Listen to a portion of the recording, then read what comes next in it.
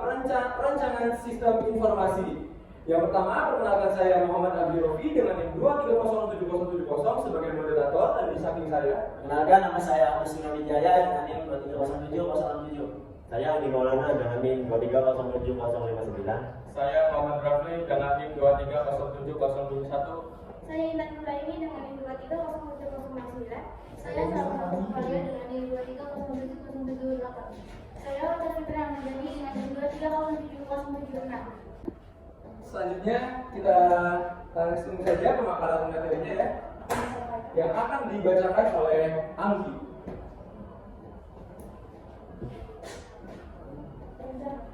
Ya, di sini saya akan menjelaskan tentang perancangan sistem. Apa sih perancangan sistem itu? Perancangan sistem adalah proses perancangan untuk merancang sistem atau memperbaiki sistem yang telah ada, sehingga sistem menjadi lebih baik serta dapat mengerjakan pekerjaan secara efektif dan efisien. Proses ini bisa berupa rancangan input, rancangan output maupun rancangan file. Baik, selanjutnya akan dijelaskan oleh Raffi. Macam-macam model pengembangan perancangan sistem. Metode perancangan yang ditemukan oleh para ahli dan sering digunakan dalam merancang sistem adalah sebagai berikut. 1. Model sequential linear atau waterfall development.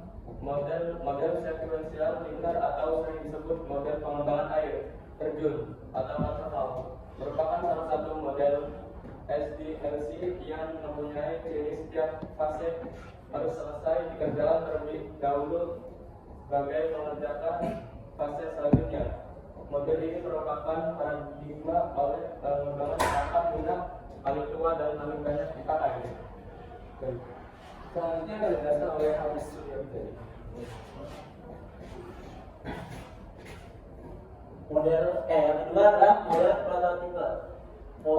Metode prototipe merupakan suatu paradigma baru dalam metode pengembangan perangkat lunak, di mana metode ini tidak hanya sekedar evolusi dalam dunia pengembangan perangkat lunak, tetapi tetap juga merevolusi metode pengembangan perangkat lunak yang lama, yaitu sistem sequential yang biasa dikenal dengan nama SDLC atau Waterfall Development Model. Dalam model metode prototipe dari perangkat lunak yang dihasilkan kemudian dipresentasikan kepada pelanggan, dan pelanggan tersebut diberikan kesempatan untuk memberikan masukan sehingga perangkat lunak yang dihasilkan nantinya betul-betul sesuai dengan keinginan dan kebutuhan pelanggan. Perubahan dan presentasi metode dapat dilakukan berkali-kali sampai dicapai kesepakatannya bentuk dari perangkat lunak yang akan dikembangkan. Baik, selanjutnya akan dijelaskan oleh Intan Nuraini. Silakan. Selanjutnya 3. Model Rapid Application Development atau RAD. RAD adalah sebuah model proses perkembangan perangkat lunak sekuensial linear yang menekankan siklus perkembangan yang sangat pendek, kira-kira 60 sampai 90 hari. Model RAD ini merupakan sebuah adaptasi kecepatan tinggi dari model sekuensial linear, di mana perkembangan cepat dicapai dengan menggunakan pendekatan konstruksi berbasis komponen. Baik. Selanjutnya akan dijelaskan oleh Salma. Yang keempat ada model evolutionary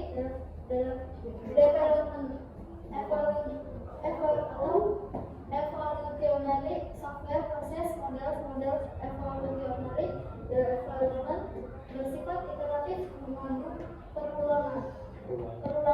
Hasil prosesnya berupa produk yang makin lama makin lengkap sampai versi terlengkap dihasilkan sebagai produk akhir dari proses.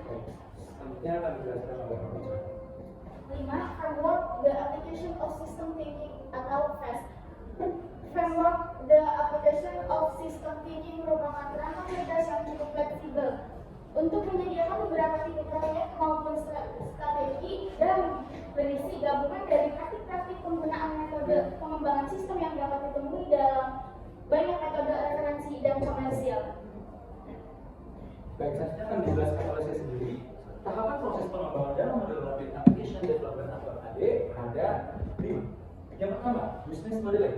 Yang kedua, data modeling. Ketiga, proses modeling. Keempat, application generation. Dan yang terakhir, testing dan code. Selanjutnya ada concept framework dan application of system thinking. Yang pertama, definisi lingkup, analisis masalah, analisis sistem kebutuhan atau persyaratan, desain logis. Yang kedua, fase pelatihan yang mencakup analisis keputusan. Yang terakhir, fase implementasi yang mencakup desain dan integrasi fisik, konstruksi dan pengerjaan, dan instalasi dan pengiriman. Selanjutnya akan dijelaskan oleh Habis. Tahap-tahap model ini dapat dijelaskan secara ringkas sebagai berikut. Scope definition, fase ini menentukan ukuran dan batas-batas proyek, visi proyek, semua batasan atau limit partisipan proyek yang dibutuhkan, anggaran, dan jadwal. Metode PICIS merupakan rangkai kerja yang digunakan untuk klasifikasi permasalahan yang ada berdasarkan kategori yang disebut dalam tiap hurufnya performance, information, economic, control, efisiensi, service. Yang kedua adalah problem analis. Fase analis masalah mempelajari sistem yang ada dan menganalisa temuan-temuan untuk menyediakan tim proyek dengan pemahaman yang lebih dalam akan masalah-masalah yang akan muncul proyek. Fase yang ketiga, instrumen analis. Fase ini sangat penting dalam kita mencari informasi baru. Informasi akan selalu informasi, terutama seberapa besar persyaratan yang telah dipenuhi oleh sistem tersebut. Selanjutnya, logical design. Fase logical design atau desain logis merupakan aktivitas lebih lanjut mengenai dokumen kebutuhan bisnis menggunakan model sistem yang menggambarkan struktur data, bisnis proses, perlu data, dan akan membuka pengguna. Dalam fase ini dapat digunakan diagram jaringan seperti WA, flowchart, DFD, ERD. Hal yang perlu ada adalah satu, gambarkan aturan bisnis, dua model konsep data, tiga model fisik, empat analisis konsisten, lima pengujian kesesuaian fokus pada kebutuhan dan perancangan sistem.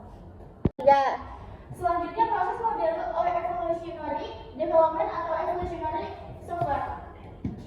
Pertama, model instrumental. Model instrumental merupakan hasil kombinasi elemen-elemen dari model waterfall yang diaplikasikan secara berulang, atau bisa disebut gabungan dari model linear sequential waterfall hingga menghasilkan produk dengan spesifikasi tertentu.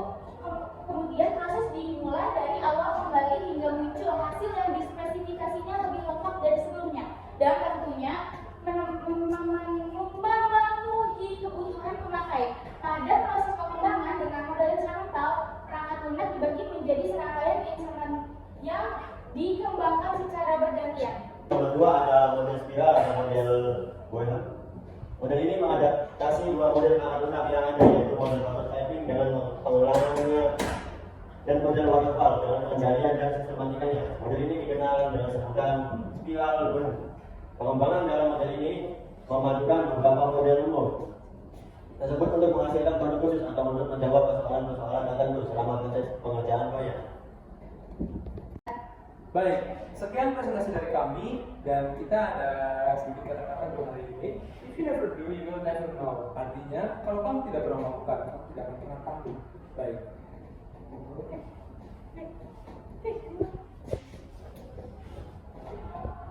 Sekian presentasi dari kami, kurang-kurangnya mohon maaf. Wassalamualaikum warahmatullahi wabarakatuh.